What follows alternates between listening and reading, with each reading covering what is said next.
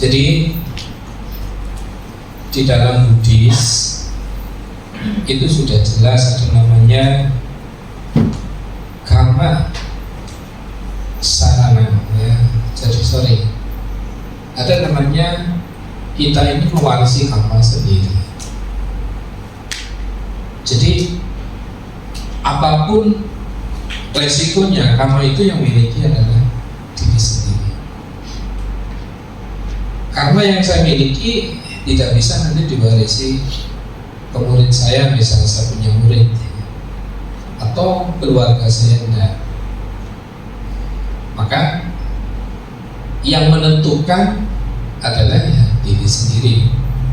Karena kita berlindung oleh karma kita jatuh oleh karma kita rusak oleh karma kita baik oleh karma kita. Jadi karma adalah milik sendiri. Terus apa hubungannya dengan pelimpahan jasa? Nah ini menarik ya. Ibu bapak dan saudara, pelimpahan jasa ini sifatnya bakti. Kita berbakti kepada yang perlu dibaktikan. Kita menghormati orang tua itu memang wajib, sangat wajib. Salah satu bentuk kewajibannya adalah membantu mengingatkan perbuatan baik di masa masih hidup. Maka kalau adik-adik di sini ya, sesekali memang wajib mengajak orang tua, yuk kita pelihara, itu mengingatkan. Itu tugas kita. Kita mengingatkan. Kalau pas saya pulang kampung, saya juga demikian ngajak orang tua, yuk kita duduk sembahyang atau pelihara. Ini mengingatkan. Ini wajib semasa orang tua ini masih sehat, kita ajak. Kenapa alasannya? Nanti warisannya adalah berupa pemahaman tentang nilai-nilai Buddhisme. Jadi ibu bapak dan saudara, kita ini tidak boleh diam, atau adik-adik misalnya punya orang tua tidak boleh tidak diajak ya. Sesekali diingatkan, remind ya, di-remind. Maka kita punya tanggung jawab di situ. Back to our topic ya, intense karma. Jadi karma itu yang mewarisi adalah pelakunya. Pelimpahan jasa kita sifatnya bakti, bukan berarti yang menentukan pelimpahan jasanya onda. Justru semasa hidup orang tua itulah kita bimbing mereka. Nah, bahkan ibu bapak, saudara-saudara, adik-adik, maka kalau kita datang ke wihara, kita praktek dhamma harus bisa menjadi model. Ingat, kalau agama tetangga itu ada namanya wahyu, ada pencerahan, ya, ada namanya diberikan. Ya. Kalau di Buddhis ini, modelnya kita adalah meneladani. Maka Buddha itu menunjukkan ini loh jalannya, harus diteladani. Ketika Buddha hendak parinibbana, pesannya hanya satu: berjuanglah dengan sungguh-sungguh. Dhamma ini diteladani, ikuti arus jalan ini. Maka Buddha tidak menentang, banyak ajaran di luar sana nggak ditentang. Karena prinsipnya adalah ajaran Buddha itu seperti daun-daun yang ada di tangan beliau, sementara kebenaran yang lain itu seperti daun di hutan sana. Tetapi daun yang di tangan beliau ini sudah sangat membantu untuk menyeberang pantai, kalau ibaratnya pantai. Nah, sekali lagi tugas kita adalah menjadi model. Nah, saudara-saudara yang saya hormati, bapak dan saudara yang pada malam hari ini tentu punya unek-unek ya tentang suatu nilai-nilai Buddhis yang kadang-kadang sudah berbaur dengan beberapa tradisi. Tidak soal, justru karena kita belajar inilah kita bisa memilah dan memilih. Ajaran Buddha itu enggak semua harus dipahami kita, enggak. Tapi kita seleksi mana yang cocok dengan karakter kita. Misalnya di sini ada yang seneng dandan. Bu Neni seneng dandan. Itu katanya jadi ya. Orang yang seneng dandan, objek meditasinya itu mayat. Iya. Nanti lama-lama akan bosan dengan dandannya. Ya, jadi kalau nanti ketemu mayat, diminta lah, jangan suruh di kremasi. Coba saya minta untuk terapinya 2 malam aja. Nggak usah dihormatin, itu pasti bau, ya. Atau nggak perlu kita melihat nih di YouTube sekarang udah ada. Iya, YouTube bacanya YouTube kalau bahasa Inggris gitu. YouTube bacanya bukan tube tapi YouTube. Enggak percaya? Just open the dictionary and listening, ya. YouTube bacanya bukan YouTube tapi YouTube.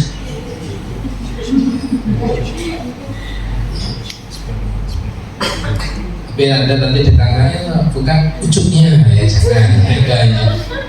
Santai, kita harus berbicara.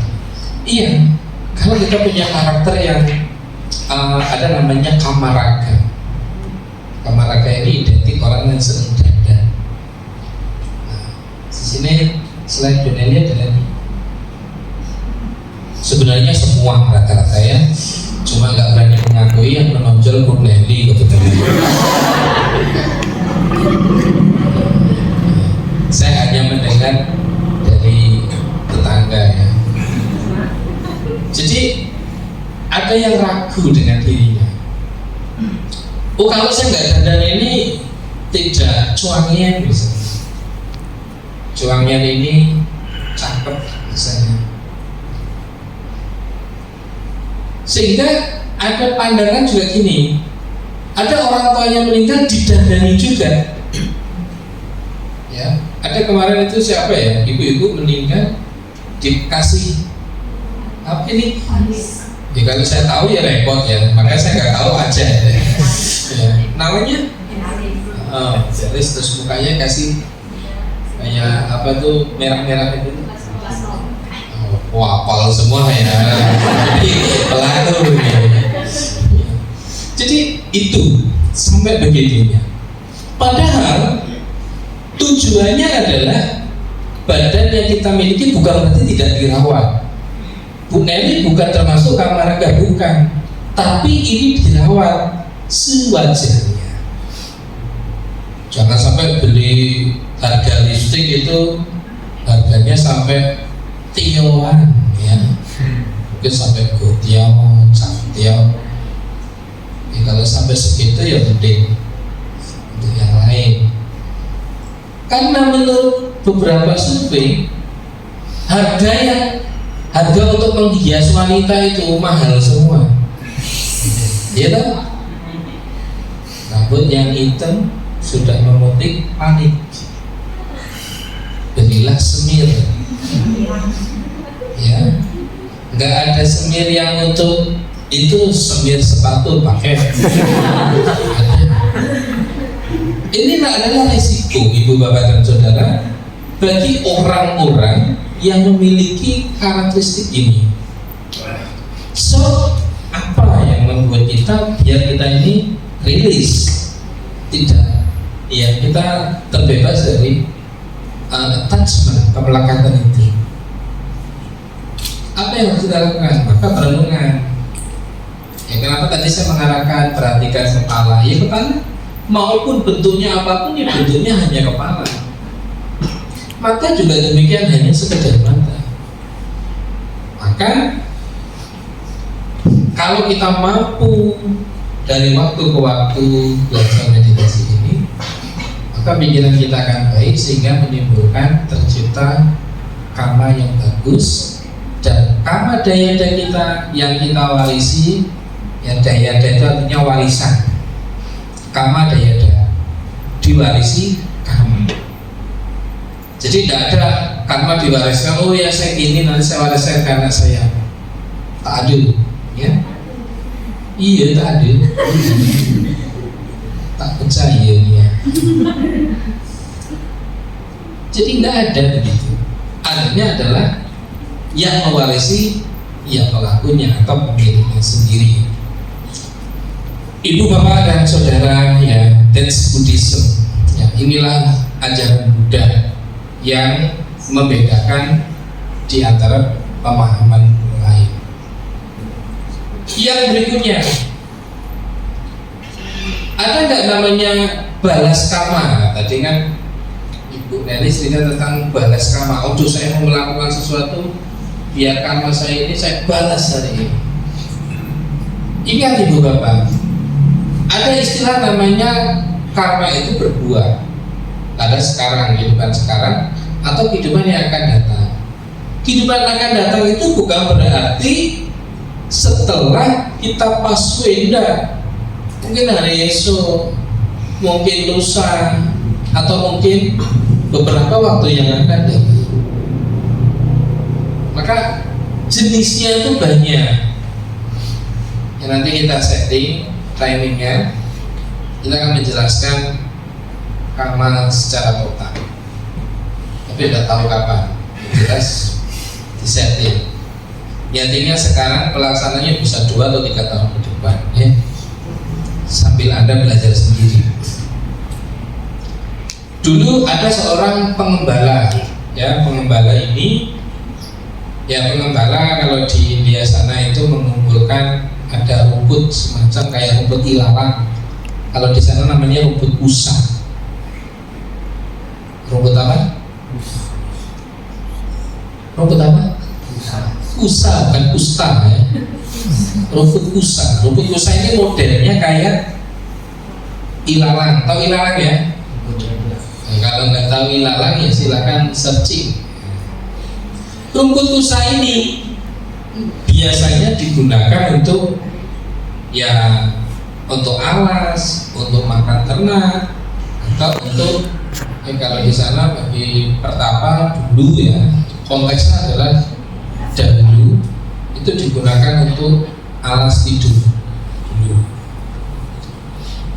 Suatu ketika ada namanya, ya, itu Nitigata Buta atau beberapa dari golongan, ya, atau dari kaum yang punya pandangan salah di kala itu selain pertapa Buddha, yang selain Buddha dan para muridnya. Nah, Buddha itu sebenarnya ingin menunjukkan kemampuan batinnya di hutan mangga. Jadi di India itu sampai sekarang banyak pohon mangga, karena ada beberapa keajaiban yang terjadi di India sana itu terjadi di hutan apa? Hutan mangga. Pas malam-malamnya itu para orang yang tidak menyukai Buddha, yaitu dari pertapa lain, itu nebangin buah mangga semua, itu ditebang semua. Biar Buddha tidak menunjukkan di situ, pohonnya dibuang. Pagi-pagi ada pengembala itu menemukan buah mangga yang sudah matang. Dia, ini dapat mangga nih. Kalau saya jual, ini boleh. Pas dia jalan, ya, dikit-dikit jalan, ketemu Buddha sedang pindah patah. Saking senangnya, ya, timbul, ya, ingat, kalau kita kelahiran pas ketemu Buddha, itu saking senangnya buah mangga ini dipersembahkan oleh beliau kepada beliau sama si pengembala kecil. Terus Buddha mengatakan, kamu pada saat ini akan bisa masuk hidup sejahtera, karena dia langsung berdarah kepada sang Buddha. Benar, karmanya berbuah secara singkat, langsung dia menjadi saudagar di situ. Si di lain pihak sudah memakan buah mangga tersebut, tetapi yang dimakan sarinya. Ya, minta bantuan Anda, tolong rasin, airnya akan saya minum. Dan bijinya ditanam, ya, ditanam, terus dengan air dicipratkan, ya, di melalui tangan Buddha. Seketika timbul keajaiban, buah mangga itu langsung tumbuh dan langsung berbuah. Ini yang bekerja apa? Ini yang bekerja adalah dharma niyama. Kalau tentang tumbuhan itu bija niyama, kalau yang dilakukan oleh Buddha dan para bodhisattva, ini namanya dhamma niyama.